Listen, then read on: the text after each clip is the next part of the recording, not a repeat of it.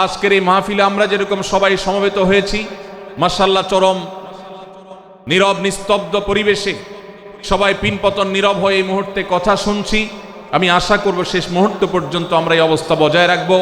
আরশে আজিমের মালিকের কাছে ফরিয়াদ করি, হে আল্লাহ, হে আরশের মালিক, আপনি আমাদের সবাইকে এখানে যেরকম একত্রিত হওয়ার তৌফিক দিয়েছেন, জান্নাতুল ফেরদাউসের আঙ্গিনায় প্রিয় হাবিব মুহাম্মদ মুস্তাফা সাল্লাল্লাহু আলাইহি সাল্লামের সাথে আমাদেরকে এরকম একত্র হওয়ার সমবেত হওয়ার তৌফিক দান করুন, বলুন আমিন।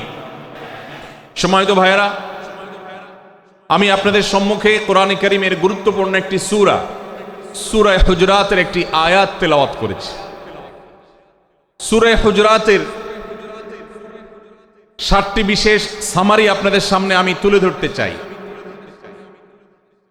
এই সূরার বিশেষ তাৎপর্য, এই সূরার যে বিশেষ বার্তা, আজ বাংলাদেশের যে সমাজ বাস্তবতা রয়েছে, সেই সমাজ বাস্তবতায় সূরাতুল হুজরাত প্রতিটি ঘরে ঘরে প্রত্যেক মুসলমানকে বারবার পাঠ করা, পুনর্পাঠ করা প্রয়োজন।